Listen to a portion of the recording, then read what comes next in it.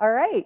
Hey, everybody. Welcome to Fringe Features. I am your host, Christina Treglia, front of house manager for the Wilbury Theatre Group, the producer of the Providence Fringe Festival. And I am joined right now by Teddy Lytle, whose piece "a.dick.ted" you will get to see in this year's festival. So welcome, Teddy. Hi, how are you? I'm good. How are you? I'm great. It's great to see you. Good to see you. After all this quarantine. So Teddy is a Wilbury friend. We are very lucky to have him performing in Fringe PVD this year. Many people who are local and come to Wilbury shows will recognize him from just about everything this past season. So Teddy is an actor, a musician. He practices stage combat. He's a poet, and he's also in recovery, which is a main feature of this piece that we are going to, yeah. And this is his first time performing in Fringe PVD, so we're glad that you've made the decision to do that. So Teddy, what do you want to tell us about yourself as an actor? What's your journey been to kind of get you to the space you are today as a performer? That is a good question. Well, I went and I studied theater and music at Muhlenberg College, and I graduated in 2010, and I moved right to New York, where most of my money I was making as an artist was in stage combat and teaching, but I was like doing the thing. I was auditioning, I was getting roles here and there.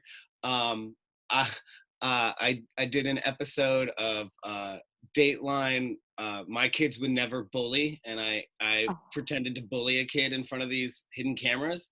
That was my biggest claim to fame there. But after about like 4 or 5 years, I just was like jaded. And I felt like I wanted to take it to the next level. And so I applied to grad school. I got into Brown Trinity. I started there.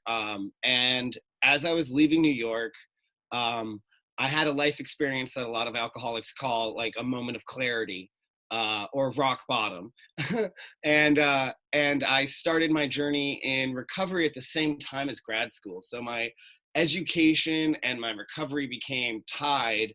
And in that also my artistry, I realized, the way my life has gone, one way I can kind of hold it all together is like be an advocate for mental health and destigmatizing addiction and trying to just spread awareness of like what it's like. So after 2 years of struggling through school and recovery, I took a year off where I actually joined Spectrum Theater Ensemble, and I'm now working with them regularly. So let's talk about Spectrum a little. So they are a neurodiverse theater company here in Providence.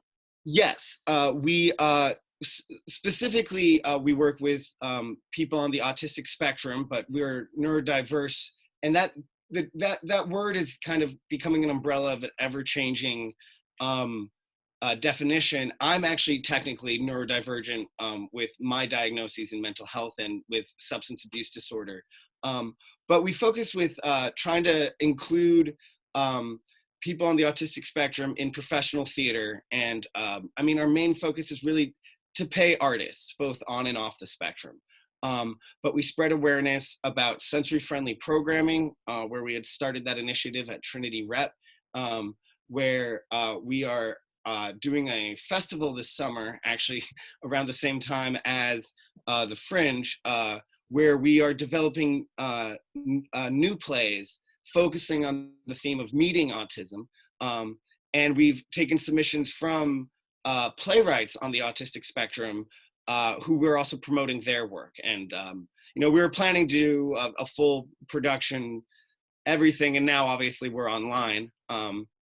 Just like Wilbury, just like everybody. That's been really awesome. We're a hybrid theater company, meaning that like we try to impact our immediate community with every show that we do and every production that we do. And in our mission, it's to impact the neurodivergent community. And we're about inclusion is inclusion is inclusion. So, no one gets left out when you're inclusive. Right. And I think it's interesting, having seen Spectrum in our space at Wilbury last year, that there are a lot of theaters who are starting to come on board and do sensory friendly productions that might be one night of their show. So it was really interesting to see how your group kind of incorporates that into the whole planning process. Right? The rehearsal process has to be sensory friendly for the actors, and every performance kind of has that sensory friendly aspect to it. Well, and something that Clay, our artistic director, we lead in every project that I've taken and stolen and I use everywhere is we always start with, and it's such an easy accommodation to make for anybody, but it's what do you need and what can you provide? If you start there, you can like get some like clear, boundaries and some, helpful tips of should a crisis arise, of how to mediate the issue, but also like, a chance to like everyone know what our skills are and know what like where we can thrive, because if we give people the opportunity to do what they're good at, they tend to do better at what they're learning how to do, or to get better at that. Uh, which is funny. I find myself as I think is my whole show is almost about just trying to get better at asking for help. Right. And that's one thing I think, that if you lead with what do you need and what can you provide in any kind of collaborative environment, it makes it easier to ask for help, because sometimes people know how to help already. And my piece focuses mostly on that odd inability we have not to ask for help. Like to think, it's in some way an impedance on other people, or like a sign of weakness to ask for help. And when you're working with people on various levels on the spectrum, you know, it just opens up your mind to the fact that all of us are very different, whether we're neurotypical or not. And Spectrum Theater has been a really fun kind of grounding place. It's definitely what's kept me here in Providence. But that was actually, that was started actually. I was taking a year off from school to work on my recovery, and Clay wanted to meet for lunch, and I kept putting it off because I was like, I have to take a break and stuff. And he finally broke me down, and I was like, okay, let's get lunch. And we're sitting down, and I was like, so I'm going to take a year off from school. And his reaction was like, great, that means you're free. So this is what I want to do. And it's, I mean, and to be honest, in some ways it saved my life, because I was still relapsing and not quite, grounded in my recovery. And he just was like, gung-ho, doesn't matter. Like as long as it wasn't overworking me, like he wanted to include me. And that really had an effect on my perspective. And so when I went back to school, I had this confidence of having still maintain a relationship with theater. Because that was hard. It was hard to join a new class for 1 year. And like, I already was, a troublesome kid. I was relapsing for the first 2 years of school. I can imagine it was challenging, but I went back, and at Brown Trinity, they do this thesis for the actors. You do basically, you have the option to do a one-person show if you'd like. And initially, I knew I wanted to tell my story in some way, but I realized in some ways I needed to also apologize, maybe call the school in for a couple incidences, but address what just happened.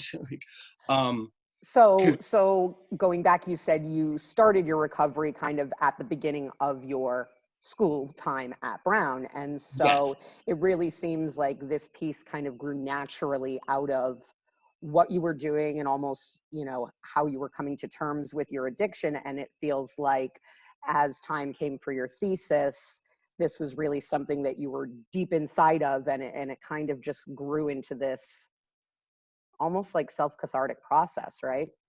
Yeah. I think also, I mean, since I heard from the second I learned about the Brown program, I knew about this like thesis project would ultimately come. And I knew when I started school, I'd want to do something about my life and the journey I've had in recovery. But at that time, I was also so close to it. So after taking a year off of school and then coming back to it, I was able to revisit it with my feet on the ground, and um, and really dig into and honestly into what happened. Starting with I had a car accident. Thankfully, no one was hurt, but it was what kind of woke me up to my issues. And uh, everything I say in the play is true. It's honest. True might be a stretch. It's my perspective of the truth, which definitely has some gaps. um, uh, but it's like it's I've kind of lost myself in I thought I could write about it right after it happened, and I thought I could like really make something engaging, and I think being allowed to have some time to not do that, I realized, if you're gonna like rip your chest open on stage and display like an honestly, like an embarrassing situation at times, you have to like have healed somewhat. I actually did a talk with Leon Hilton's class up at Brown about my piece a little while ago, as COVID was starting. And so we did a Zoom meeting, and I just sat there, and the students had given me questions, and I was just kind of rambling and answering them. But I know I want to do work like this, like close to the chest for the rest of my life. But I also know there is a difference between sharing your truth and just holding an audience hostage to your own mental neuroses. Right. Right. And that's not the point. I And think I've been lucky to see your piece, and so for such a heavy topic as we're talking about it, you've really injected it with a lot of humor, that dark type of humor that we have to find in those moments in our life after we look back at them. Once we get some distance from them, you kind of look back, and as terrible as it was in the moment, you have to see the beauty and the humor in those little things. And I think your piece really has a way of tapping into that feeling. thank you. There, without getting into specifics, there was and this is a common trait I think that happens in AA and Alcoholics Anonymous. A fellow was sharing a story, and he had joined a storytelling group outside of the meetings. But like he was in a meeting, and he was like, we were telling a story about, the topic was shame, and so he told this story, and he was telling us this story, and we're laughing hysterically, and it was a funny, weird, drunken debauchery story. And he finishes his story in the meeting, and he's like, yeah, when I told that story at the storytellers group, they were like dead, shocked, silent. And I think when you're close, when you've experienced addiction, or you're familiar with it, or if you know someone who has, which unfortunately most people at least know someone, it's, you see that like you just I can't live my life just feeling the embarrassment and shame. I have to be able to laugh. Carrie Fisher said, if my life weren't funny, it would only be true. And I find that unacceptable. Yeah, that's great. And so, yeah. So tell me a little bit about when you first got, when you decided that this was going to be the thing you were going to do for your thesis. Kind of, did you have a structure in mind? Did you know what it was going to look like? Did you have one specific kernel that then grew? I actually was inspired by a couple stand-up shows. Okay. Robin Williams back in Yep. 1987, I think he did this live show. Neil Brennan did this show, Three Mics, and that was actually in some ways that I directly stole the structure of, like, I want to be funny, I want to tell my poetry, and I want to tell my story. And so I knew I had these different tracks of sharing poetry directly. So what it turned into is, I developed this slideshow, and kind of turned it into a TED talk, for lack of a unintended. And I realized I wanted to allow people to have an honest look inside of my mind, of what like my mind looks like. And it's fast paced and it's rambly and it gets off topic and it gets back on topic, and it can be overwhelming and it can be really funny until it's just shockingly sad and I get stopped in my tracks. And I wanted to be able to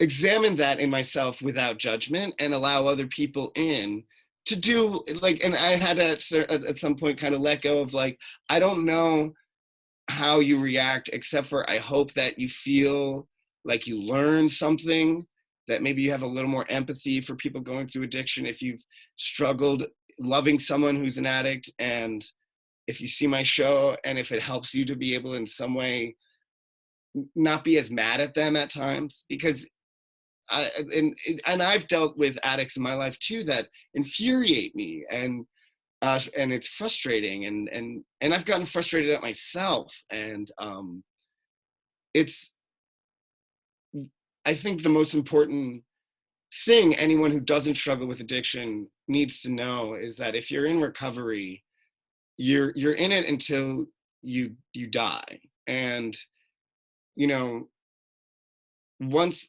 you're kind of pulled the veil back behind, you know, like once the blinders are gone from your eyes, you know, I can tell you from experience, I tried the experiment of being sober and going back, of just sipping, or just, I don't get it. Like, why would you just have a sip of, it just doesn't make sense in my head. And I mean, that's the constant struggle of the alcoholic, where like, I see someone, even to this day, if I like, I mean, I haven't seen someone in a restaurant in a long time, but back when I went to restaurants, like someone would have a sip of wine and then like leave it on the table, and I'd be like, what are you doing? You're doing it wrong. Right. They'd be like, oh, it's not for me, I'm okay, I'm just gonna have some water. And I'm like, it's not, you don't like the taste? That's not the point. And you know, even with you know, the amount of recovery I have, I still catch myself at moments being like, you guys are doing it wrong, until I realize, no, that's my brain. That is not that's not, and it's a constant reminder, like it's constantly putting a filter on over my thoughts, where it's like, it comes in, the obvious answer is I should go drink, and I have to just go be like, okay, what happened? I probably need to make a sandwich. Probably, maybe I need to lay down, maybe I need to take a breath, maybe I need to call my mom or my sponsor. But like, you learned that basically in reaction to anything, my brain will immediately go like, great, let's drink. Even at the end of my show at Wilbury, which I felt, Davis Alianello helped direct it, and you were there, you were very helpful, you turned off the lights at the end of the show. I did. Last minute stage manager credit. And we had just a lot of like technical difficulties, but then Max was very helpful. Josh was very accommodating. And it finally, like, it got together. I did it. It happened. I was so excited. And like on the way home, my immediate thought was like, that went great. Should have a drink. And I was like, I just did a show about this. Right. And the longer you're in recovery, the less pervasive that voice is. It's quieter. It's quicker. It goes in my head, and I'm easy to be like, okay, shut up. You're fine. Like, sit down, Teddy. Sit down. We have things to do. Relax. I know how that story ends. Yes. Yeah, because frankly, it only ever ends that way for me. Right. If nothing else, I know I have a physical allergy to alcohol. Because no one else, even when I had months of recovery, when I drank, I would have at least 3 days of like shakes and physical illness and this, that, and the other thing. And was it just that I couldn't manage the amount? Not always. It literally is just my body can't process it and doesn't want to stop processing it until I'm out of it or I've passed out. Yeah. And it's a hard thing for people to talk about for some reason, but it's like any other disease like it's just in the mind. And I think it's like, it's it's something that people just, somewhere around 90% of people with substance abuse issues won't receive treatment in their lifetime. And so I don't know if I can even believe any other number that comes out of like what the statistics are of like even the opioid epidemic, as scary and as prevalent as that is. I don't think it's nearly as optimistic as we think it is, even with all the problems we have, especially here in New England. Like, I think the numbers are even higher because we just don't know. People don't talk about it. And it takes me, you know, I obviously, as an actor, I have the skill to go in front of a group of people and share some form of truth. Even if it's playing your brother King in Hamlet. Yep. You know, you're sharing a certain kind of truth, even if it's, you know, a character that's far from you. If you're from Hamlet to you know, a one-man show about my life, you know, and it might, every once in a while, you know, I'll say a line from my show, or I'll speak a truth about myself, and I will have that pinch of like, ugh, like, yeah, that did happen, and like, yeah, that might have sucked, like, or like, I was an asshole, or, you know, like my title, I was a dick. Yeah. Ted to stuff, but I was a dick named Ted, and but for me in my recovery, that little pinch is healthier than trying to ignore it and just going back into numbing myself, because the main thing is like I self-medicated, and though I may need medications, I need a professional to do that. Yeah. Because my, you know, the way my brain and body work is to think I can, I think the biggest thing I've had to go get over is like, I can't get over this on my own. This is something I can't do alone. If I had cancer, I could not perform surgery on myself. I couldn't give myself radiation. I would need to get people who were smarter than me at that stuff to help me. And then they would also, frankly, even a doctor who's doing this needs help. He has nurses there. He has assistants there. He has an anesthesiologist. He has someone handing him things, you know, someone dabbing his head or her head, you know, or their head. And like, I think the biggest challenge I've had to get over is accepting help from other people. And it took me so long, and it was so hard, that I was able to write a pretty long show about it. Yeah.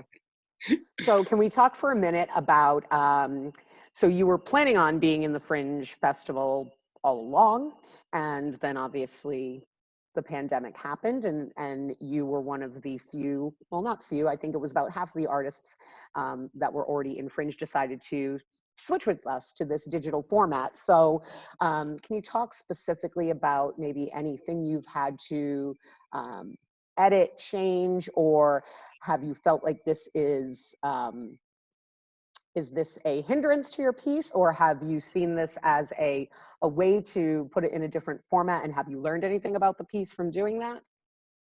Well, Josh was so kind. We were planning, and actually I think it would be around next week, we were planning, he was going to give me a weekend to do it so I could do like a couple shows after doing it at the Wilbury before the festival started, right? Before you guys cleaned up the theater for the festival. And obviously that didn't pan out. And then he invited me to do it in the Wilbury's online season that they've been doing. And so I did kind of adapt it for that. Really thinking of it as like a reading. It was an opportunity to give, you know, the Wilbury some content, and it was an opportunity for me to kind of run through it, but it felt like a side step. It wasn't a step forward, it wasn't a step back, but maybe a broadening an experience of it. Doing it alone to my computer was educative in a way, because like, especially in a show like this, like you were saying, you know, it's very close to the chest, but it has levity. Having an audience laugh at the jokes helps me too, to like reset and be like, okay, and like that we're in this together. And so to say a joke, to be looking at my like little image in the corner, reading my script, uh, and to not be able to feel the response of the audience is tragic in a way. Yeah. Yeah, Um, it's definitely one of the things I think that people are missing the most as we're trying to find our way into this digital period of theater. It's as much as audiences are saying things like, you know, I miss being in the space. You know, actors really feel that way too. oh, absolutely. I mean, I made the decision that I wanted to be like you know, an independent theater artist because I didn't want to be hindered by trying to go for commercial acting or for television or for movies, like frankly, because it's I admire the art, but like it's not my gig.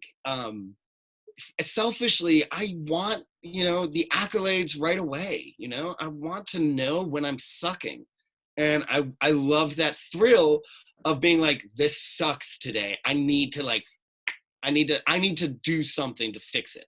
I need to get them back on my side or get them against me, or like I need to like give back to my partner. I need to apologize to somebody, like whatever it is. It's because it starts and it's happening, and there's no stopping the train once it goes, albeit you know, extreme circumstances. But like in our show of Hamlet, I covered, thank God it was my girlfriend, but we covered an audience member in blood one night. Um, and it was my girlfriend, and she said it was like going to a Universal Studios ride, so that was okay. But you know, I kind of noticed out of the corner of my eye, I did the blood pack, and I heard an audience member go like, "Oh!" And it wasn't like an "oh" from the show; it was an "oh" from like, "Oh no, that girl's wearing Yeah. white." So, do you think there's anything to be said? You know, I'm interested in how, like you said, specifically with your piece, because the audience is so varied, right? So you get people who understand recovery very deeply.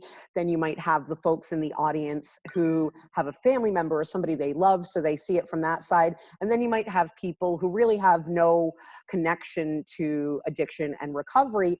And like you said, some of the stuff can really be hard for people to find that humor in. And I'm wondering if part of it is because they're uncomfortable with what you might think of them, right? If they're laughing at that. So I'm wondering if, like, with the audiences being home and not having that fear of judgment, whether they'll find it more fun. You know, I'm always interested in how audiences behave. Like, as a house manager, I love to watch that dynamic of the different types of audiences and how they engage with a piece. You know what I would love is you know how they have those reaction videos from like the Game Yeah. of Thrones, that Yes. one is good. And you know, or like the Star Wars trailer when the Force Awakens first came out, and you see all these like older men with their kids, and like you see the Millennium Falcon, and they're like, oh, like I love those. And because I think that's one of the gifts you get as an audience member, seeing reaction. And so I would be so curious of like reaction videos to Wilbury shows as they're streaming, if because I think you're right. I mean, I wonder if there's a certain amount of safety when you're in your own home and there's no one around looking at how you react. Yeah. At the same time, I think of like when I get a funny text on my phone and I write back LOL or something. Most of the time, an LOL in actuality is me going, huh. Yeah. You know, like it's like, you know, I rarely like laugh out loud alone. Because I think that's also the thing that's so important about laughter in my piece and in recovery, is laughing is one of the most communal things that you can do. I had the pleasure of working in New York with this guy named Nick, who was a laughing I yogi. know what you're going to talk about right now. We did this Yes, to in try a to bring. rehearsal. Yes, he I'm showed not doing this me today. We're not doing that here. aggressive eye contact, Christine. Yeah. No, but the you know, the technique essentially is if you're making eye contact and you're producing laughter, even Yeah. like falsely, if you keep looking at each other, it starts to morph into actual laughter, and it starts to feel like you're releasing vibrations that just Totally. feel good. And I think so I do feel a little like I'm stubbing my toe when I do my piece. Without having that community, because that's like part of the healing process for me, is getting to say these words and relive these hard moments, but to do it with a group of people, some of who are I've been there, some of whom are I've picked up my sister or my brother from the hospital, or I've dropped them off. Some of whom are like, what? Like, and frankly, I love the people who like almost are like, it has happened once or twice. Someone's come up to me and been like, I had like no idea. Like it, in some ways something clicked where they just feel a little bit like it's less of a mystery. Yeah. And I think that's kind of important for anything, whether you have physical injuries or emotional injuries or whatever. It's like bringing it to the light, Yeah. uh, So it sounds like you're really trying to use this piece to kind of just open people's eyes to this certain situation and let them feel it from whatever place they want to feel it from.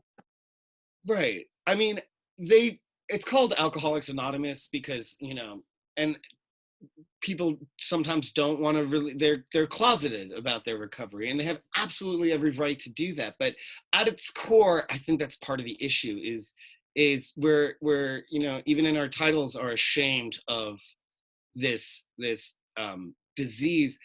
And it was developed in the 1930s. There's archaic language in the whole program, but um, I think society has changed and has become more empathetic.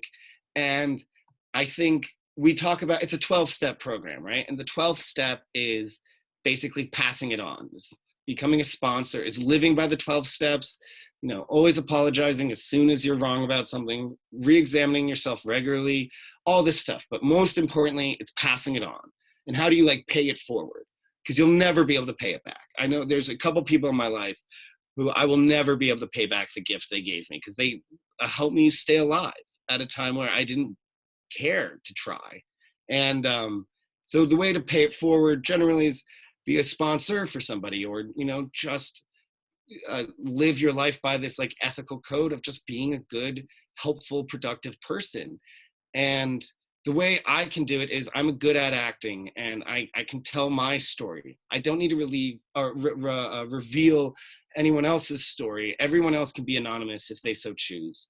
But maybe it's my way of paying it forward by not living my recovery anonymously, by doing it on the cover of my book. You see, that I'm in recovery. And not leaving it like in a footnote in a deep chapter, in like, having to read a bunch, like having it right out front. Because to be honest, while I was at school, being so open, being a cheerleader is also one of the ways I survived, is because then I had security cameras in all corners. And like any one of my friends, if they saw me acting weird or something, already had some context what might be the problem. And I needed that accountability at first before I was able to hold myself accountable. Great. All right. Well, I think we're going to be out of time. It's been awesome to talk to you. For everybody watching, if you want to see more about Teddy's show, Addicted, you can visit his artist page on the Fringe website. You'll also see the links where you can donate directly to Teddy. We hope that everybody will support the artists here at Fringe. As always, they get 100% of all donations. And anybody who's watching this, that means that you have purchased our all access subscriber package. And we thank you for that, because all the sales from those are going directly to the artists as well. So we hope you share this. If you find these interviews helpful, I think I just really wanted to connect our audiences with our artists so they could know what to expect as they plan what shows to watch. And I really think it sounds like this show is for anybody who kind of, I think you could laugh, you could cry, you could maybe have your eyes open to something. So this is really a show that is accessible to everybody. And Teddy, I wish you the best of luck. The schedule will be up soon, so you can also look for what days and times Teddy's show will be streamed live. And then as subscribers here, you'll get to watch that show whenever you like. So I'm going to sign off right now.